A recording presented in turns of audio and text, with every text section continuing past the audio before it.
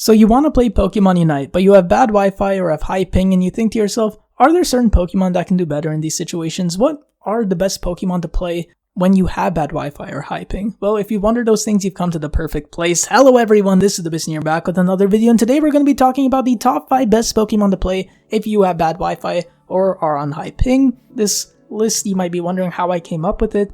Well, the thing is, I've played this game a lot. I played this game for over 3 years, and in that time, I've traveled to my parents' house for holidays, I've traveled for work-related things, and during these time periods, I've generally had sometimes where I had good Wi-Fi, sometimes when I had bad Wi-Fi, sometimes really bad Wi-Fi. When I'm in these new places and I have to deal with the bad Wi-Fi, I had to figure out which Pokemon I tended to win with more, and, play those Pokemon because I had the most success with them. So these Pokemon that I talk about today are the ones that I personally had the most success with when I had bad Wi-Fi.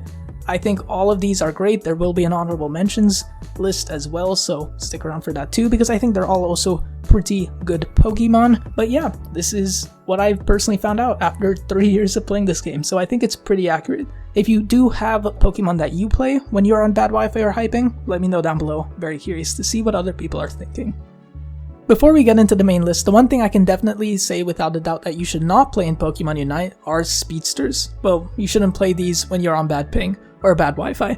Don't play Speedsters because Speedsters tend to require a lot more technical skill, more precision, and playing these when you have bad ping just never tends to work out. At least I've never had it work out. Even if you're good with these Pokemon, it's really tough to play them when you are playing on bad Wi-Fi. So don't recommend playing Speedsters at all. But what I do recommend at the number 5 position is Azumarill. Azumarill is a pretty solid Pokemon. It does well in the early game, the mid game it's also pretty solid. Late game it struggles a bit, but it's still a pretty decent Pokemon. I personally prefer playing with Aqua Tail and Water Pulse. These moves are fairly easy to use, and I think that's a pretty common theme you'll see throughout these Pokemon that I talk about. They're relatively easy to use Pokemon, and their movesets are easy as well.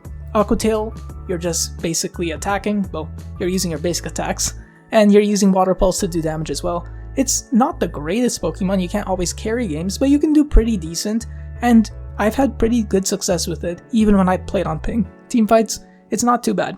Even if you have really bad lag, you can still do pretty decent. So Azumarill is definitely at the number 5 position. At the number 4 position, we have Eldegoss, the only supporter on this list right now. And Eldegoss is a pretty solid Pokemon. You can do plenty of stuff with it. I think any moveset, well, maybe not any moveset is good. I personally prefer using Pollen Puff and Cotton Spore. I think Cotton Guard is also great, but either Pollen Puff or Cotton Spore or Cotton Guard, any combination of these works out pretty well. Eldegoss, great healing. Cotton Spore, good CC. It's CC all around you. And Cotton Guard, if you choose to use that, good healing as well. Overall, Eldegoss is just an easy Pokemon to use. Its Unite move, you can still secure objectives fairly well with it. If you're not securing objectives, you can heal teammates, use it to CC opponents. It can do a lot, it just depends on the situation. And when you're on bad ping, you can choose what you want to do with it. And it's just a great option, you can do a lot. The ranged basic attacks just make it great in almost any situation, so Eldegoss is definitely a very strong Pokemon to use. At the number 3 position, we have Crustle. Crustle is a pretty solid Pokemon. It does great, it's a pretty good defender in my opinion. It has great movement and mobility with Shell Smash, and it has great CC with X-Scissor. This is the moveset that I personally think you should use if you are on ping.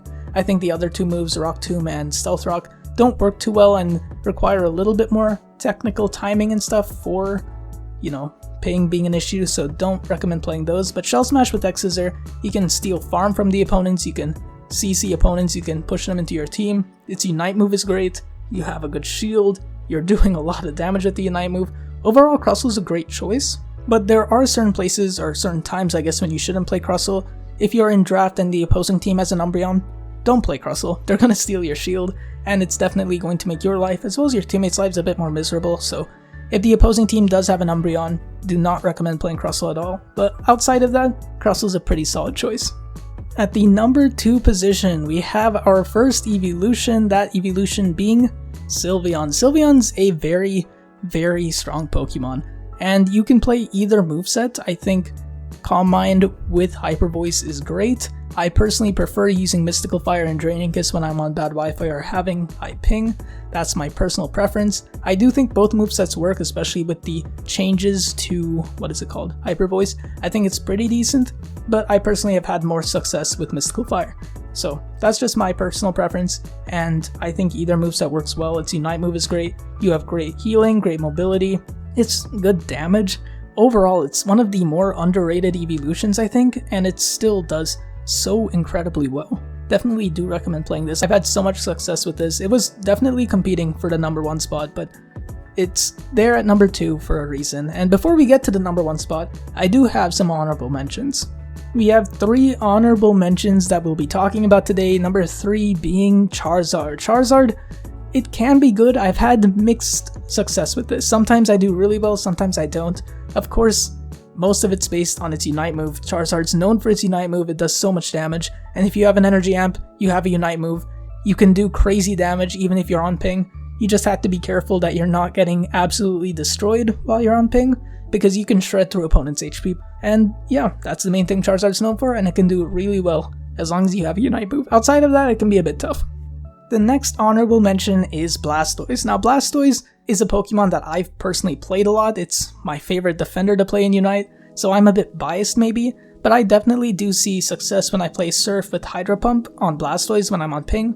You have a lot of CC. It can be tough to time things well. Securing objectives can be a little bit tougher when you're on ping, but you can do pretty decent. Its Unite move is great, and overall, it's a solid Pokemon.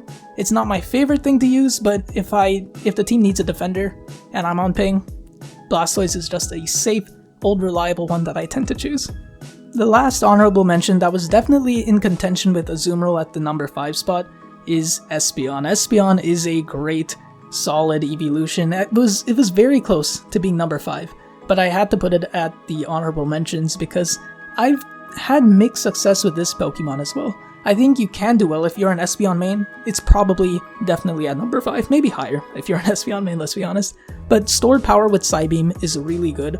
Of course, Psyshock did get buffed recently and it's great right now, but I do think overall, if you're on ping, Psyshock can be a bit tough to use. So I think stored power with Psybeam is just generally solid. The problem I've had with the problem I've had with Espeon is that stored power, it does good damage and it's great for team fights. But Psybeam, I tend to struggle with securing objectives. I think you definitely can secure objectives, but when you're on ping, I've struggled with securing objectives. I don't know why. It might just be me. I just may have not played it enough on ping, but for some reason I just never am able to secure objectives with it. It's great normally, but on ping, I struggle a lot. So that's the only reason it wasn't at number 5. It's definitely up there though. Very close with Azumarill, basically tied. All of these honorable mentions are great to use. Highly do recommend using them if your team needs one of them based on the team comp. But that does leave us with the question, which is the number 1 best Pokemon to play while you're on bad Wi-Fi or high ping in Pokemon Unite? And that is the one and only mascot, Pikachu. Now Pikachu, I do think both movesets are viable, but I personally prefer using Volt Tackle with Electro Ball when I'm on bad ping.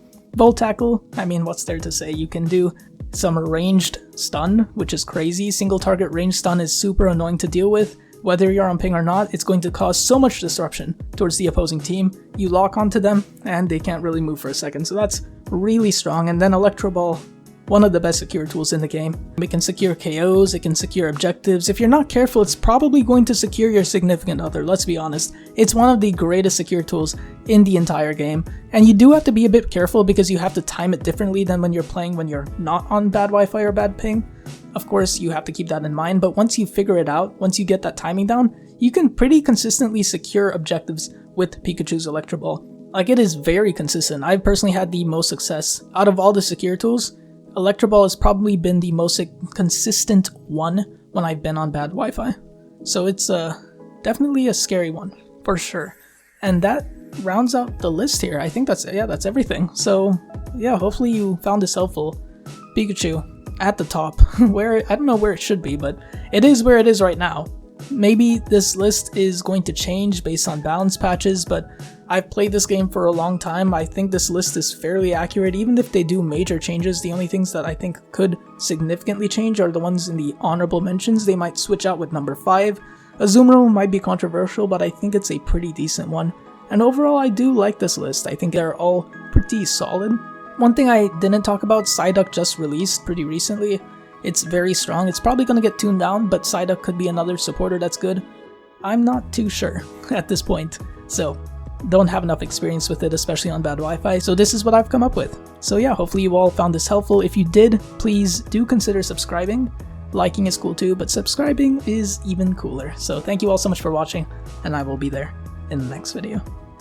Cheers.